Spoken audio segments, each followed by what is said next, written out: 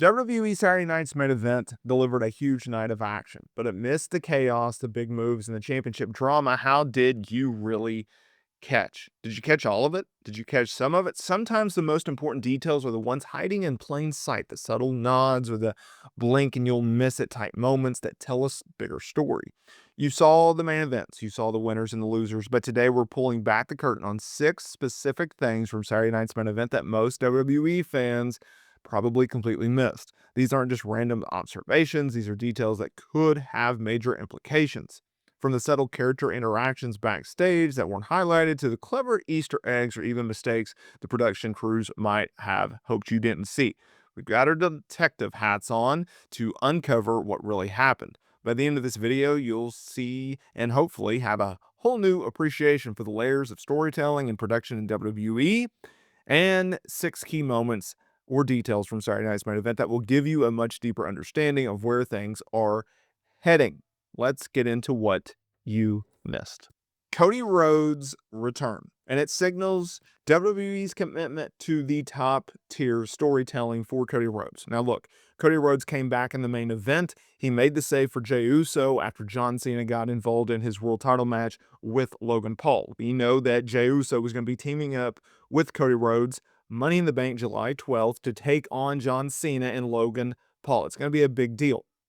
Now, Rhodes' comeback is more than just a return. It reflects WWE's efforts to blend legacy and add in more wrestling drama. As the son of Dusty Rhodes and a major draw, his presence on television is significant and it raises the stakes every single time he's on the show, right? You want to watch the show because Cody Rhodes is on there. And with the Prospect Championship match, or rematch, I should say, for the WWE title against John Cena, legendary figure in his own right, the T's tag team formation also introduces another layer to this possibility and adds multiple star power. This tag team match is going to be a big one. It's going to have a lot of TV time leading up to it, and it's going to be pretty intense. And I look forward to seeing how they can move things along because you know that WWE is going towards John Cena versus Cody Rhodes. We're going there. We just don't know when we're going there. We know it's not going to be Night of Champions. We know it's not going to be Money in the Bank. It's probably not going to be Saturday night's main event. But where can they go? That's the question. Actually, it's not July 12th. It is it's June 7th, I think. So anyway, we have that. We have a situation. Yeah. So it could be Night of Champions where they do the rematch. I don't think so. I think they'll save it towards, you know, SummerSlam maybe. I can see that. But this is a very, very big match for these guys. Drew McIntyre's right off. Okay, so he lost a steel cage match to Damian Priest. And now we know that, well, Drew is taking time off from WWE because Fightful Select reported that he is going to be taking time off. We don't know the severity. We know he's been banged up. He said leading into the show he couldn't turn his head left, which is seriously a concern. WWE's decision to write him off of television is strategic because it protects his health and it maintains a storyline realm. It also creates space for emerging stars like Damian Priest to step up to the spotlight while he is gone, ensuring a roster depth that continues and he can build on from this. Priest going over in the way he did, it fell flat, right? Concerto, South of Heaven, he walks out of the cage, kind of flat, especially as a babyface, but it does put a lot of momentum behind him as he goes into future storylines, and that's something that you can definitely tell. Well, let's start it off with a shocker. It was CM Punk and Sami Zayn teaming up against Braun Breaker and Seth Rollins. This was the opening contest of Saturday Night's main event, and they went 3 commercial breaks, and they were back and forth, and the babyfaces got it, and the heels got the advantages, back and forth, typical match, right? And then all of a sudden, there was a spot where Paul Heyman grabbed Sami Zayn's boot. And Sami Zayn got in Paul Heyman's face. And then in the corner, you see someone jump the barricade. And who was it? Who? It was Bronson Reed. Bronson Reed is now back. He took out CM Punk, crashing him through the barricade. And that allowed Braun Breaker off a distraction to get a spear on Sami Zayn. It was a major, major deal.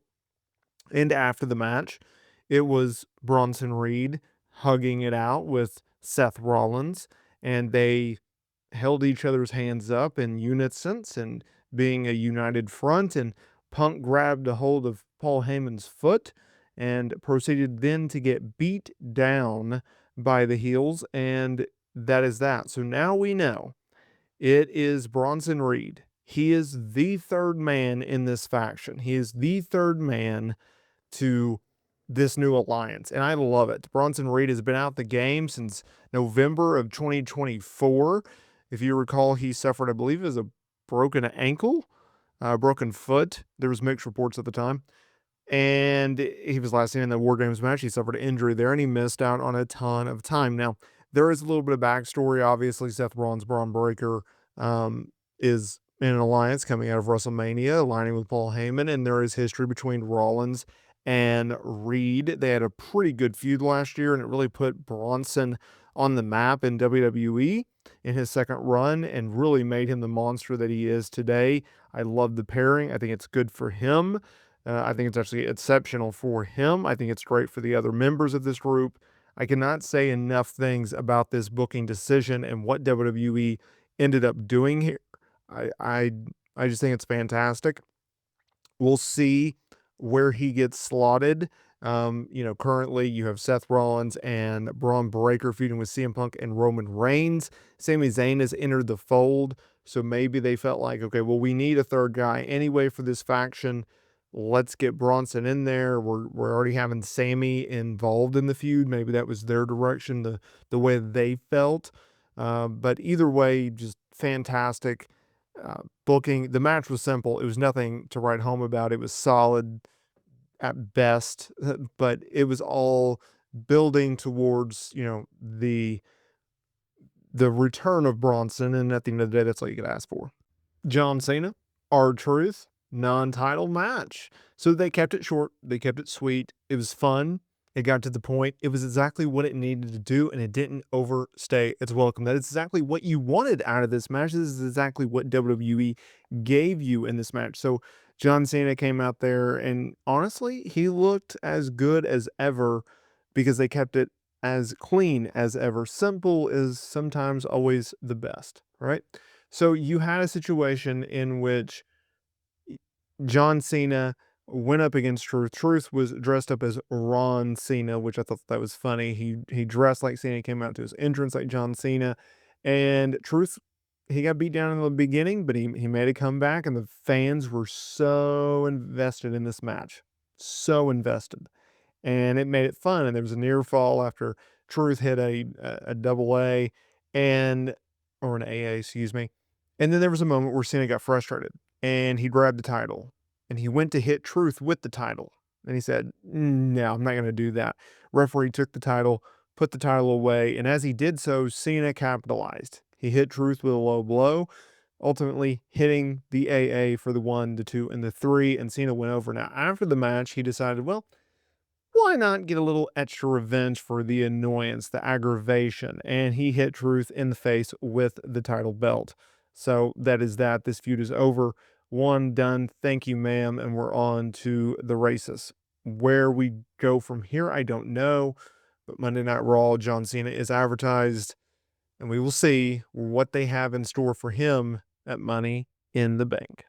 Jey Uso's role in the tag team scene right now. It highlights WWE's balance between legacy and new talent because he is able to get the biggest rub of his career right now by teaming up with Cody Rhodes. It's a massive, massive deal because Jey Uso, look, he was the underdog who won it, and once the underdog wins the big one, he is no longer the underdog, and now people are trying to take as many shots as possible and try to tear this man down and put as many holes in his boat as possible, and them going, okay, we're not only going to not take the title off of him right away, but we're also going to do a situation in which we're going to keep the title on him for an extended period of time, and we're going to put him in a big time moment with Cody Rhodes. It's a massive, massive deal. And you have to keep that in mind when we talk about this match and when we talk about this pairing, because as much good as it does to continue the storyline between Cody Rhodes